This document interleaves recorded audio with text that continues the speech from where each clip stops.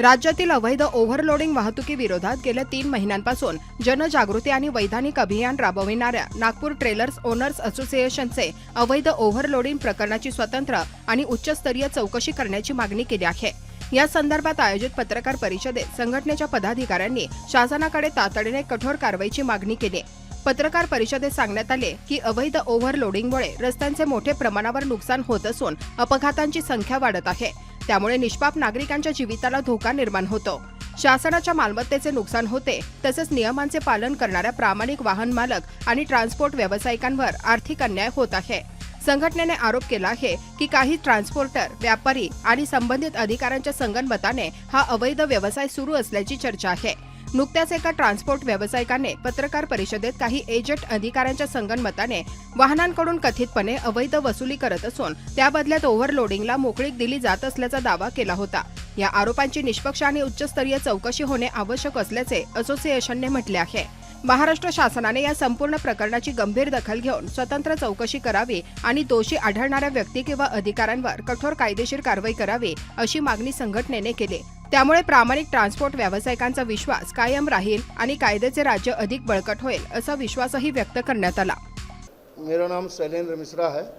मैं अध्यक्ष हूँ नागपुर ट्रेलर ओनर्स यूनियन का।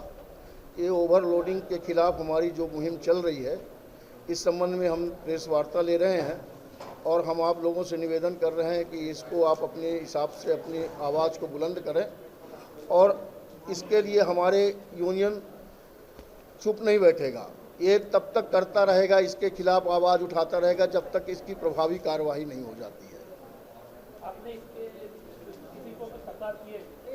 अब तकरार देखेंगे तो हमारे पास में आपको बताएंगे तो आप देख सकते हैं। सुधीर फाइल देना। हाँ, ये दिखाइए। आप ये देखिए, ऐसा कौन सा डिपार्टमेंट नहीं है जिसको कि तकरार न किया हो।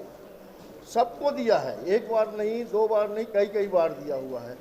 कार्यवाहियाँ हो रही हैं लेकिन बहुत शिथिल तरीके से हो रही है, बहुत ही धीमी तरीके से हो रही है।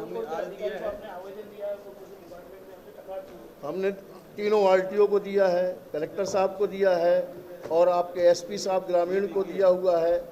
2 महीने का गट्ठा देखिए, ये सब तकरार ही दिए हुए हैं। देखिए आप सबके, इनका कोई ऐसा नहीं है जिसके तकरार न दिया हो और सबके रिसीविंग है हमारे पास में, पूरी प्रॉपर रिसीविंग है और हम लोग सिर्फ वैधानिक तरीके से ये काम कर रहे हैं। और अब इसका आप लोग यदि थोड़ी सा इस बात को आगे बढ़ाएंगे तो जरूर कुछ न कुछ इसके और भी प्रभावी कार्रवाइयाँ होंगी। आपको क्या लगता है कि तकरार देने के बाद भी कार्रवाई? ये सिर्फ यही जिनको ये बहुत लगा हुआ है, ये इतना बड़ा लंबा अमाउंट होता है कि इसमें लगभग 10 करोड़ तो उनके हिसाब से, जिस तरह से उनने बताया 10 करोड़ तो वैसे ही हो जाता है। मेरे ख्याल से 20-30 करोड़ रुपया मामला जाना चाहिए यदि ये निकाला जाए तो, यदि इसकी निष्पक्ष जांच हो जाए ना। हमारा ये कहना कि तीनों आरटीओ को आप पहले आप यहाँ से पूरी सर्जरी कर दीजिए, अलग कर दीजिए, पूरे डिपार्टमेंट का ट्रांसफ़र कर दीजिए और उसके बाद में आप निष्पक्ष जांच करवाइए। उसके बाद में दूध का दूध और पानी का पानी हो जाएगा कि कौन कितना खा रहा था, कौन क्या कर रहा था। इवन मैं कहता हूं कि जो ड्राइवर होता है, वो आरटीओ को चलाने वाला, उसकी भी जांच करानी चाहिए। वो भी लोकेशन दे के अपनी सेटिंग करके ओवरलोडिंग करवाता है। तो ये सारे धंधे चल रहे हैं साहब, ये त्रस्त हो गए हम लोग ट्रांसपोर्ट वाले।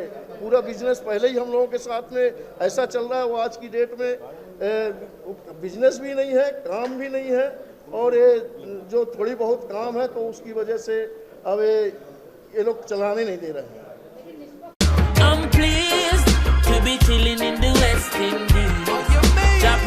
I'm here from Jamaica. I'm really enjoying myself. It's a family-friendly entertainment with a lot of different things to do. It's really fun being here and I wish I could come back again soon. I came from Nagpur and he's my friend. He came from Jamaica, which is in West Indies, and we are here to enjoy in Dream Asia. I heard about it a lot. I have seen it today. It's very wonderful and the experience is very good. I really want to come again here.